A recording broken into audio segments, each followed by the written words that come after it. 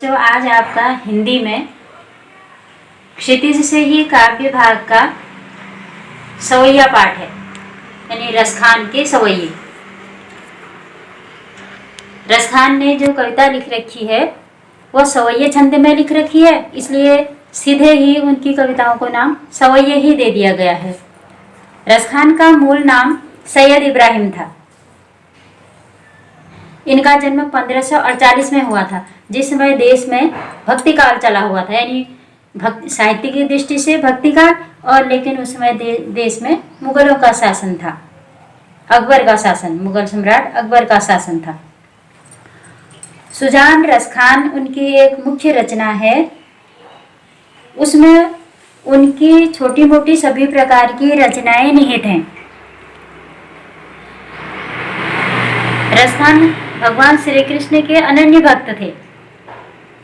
इन्होंने अपनी रचनाओं में ईश्वर की भक्ति या ईश्वर के प्रेम को विभिन्न रूपों में प्रकट किया है।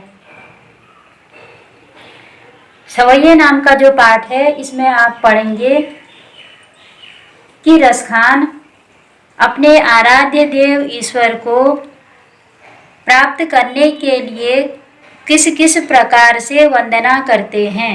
वह भक्ति काल के कवि रहे हैं, इसलिए भी उनकी रचना भक्ति से युक्त हो जाती है। और साथ में उन्होंने यह जो रचना लिखी है, यह ब्रज भाषा में लिख रखी है। ब्रज भाषा का प्रयोग कविता लेखन के समय में उन्होंने किया है।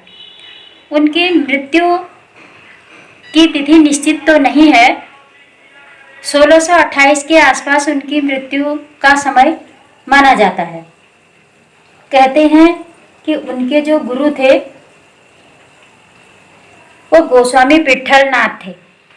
उनके ही द्वारा उन्होंने दीक्षा ली थी, अपना गुरु माना था, और फिर उसके बाद उन्होंने रचना लिखनी शुरू की थी। अब कृष्ण के अनन्य भक्त थे, तो इसीलिए उन्होंने राधा कृष्ण से संबंधित, उनके प्रेम से संबंधित, जब वह छोटे थे और जब वह यशोदा और नंद बाबा के साथ रहते थे, उनकी माखन, दूध, दही संबंधी जितनी लीलाएं हैं, इनका वर्णन उन्होंने अपनी रचनाओं में किया है।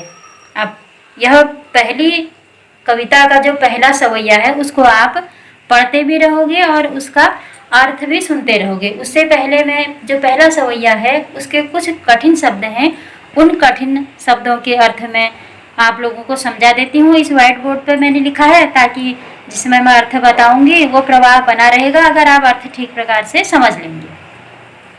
ये देखिए, इनका मूल नाम सैयद इब्राहिम और पाठ का नाम सवैये, कवि रसखान है। अब इसके शब्दार्थ देखो। मानुष मने मनुष्य, ग्वारन मने ग्वाले, पाहन मने पत्थर, गिरी मने पर्वत, मझारन मने मध्य में या बीच में, चरो मने चरूं या विचरण करूं। मैं पढ़ते रहूँ। मानस हूँ तो वही रस खानी बसो ब्रज गोकुल गाँव के ग्वारन। मानस हूँ तो वही रस खानी बसो ब्रज गोकुल गाँव के ग्वारन। जो पशु हो तो कहाँ बसु मेरो चरो नित नंद की धेनु मझारन। यहाँ पर रसखान अपने लिए कह रहे हैं कि अगर मैं मनुष्य बनूं तो, यहाँ रसखान आया है, रसखान कवि कह रहे हैं कि मैं अगर अगले जन्म में मनुष्य बनूं तो मेरा निवास कहाँ हो? ब्रज में, गोकुल गांव में, ग्वाल बालों के साथ, जहाँ श्री कृष्ण गाय चराते हैं। अब फिर से बोल रही हूँ। रसखान कवि कहते हैं, अगर मैं अगले जन्म में मनुष्य बनूं तो मेरा निवास गोकुल गांव में ग्वाल बालों के साथ हो। अगर मैं पशु बनूं तो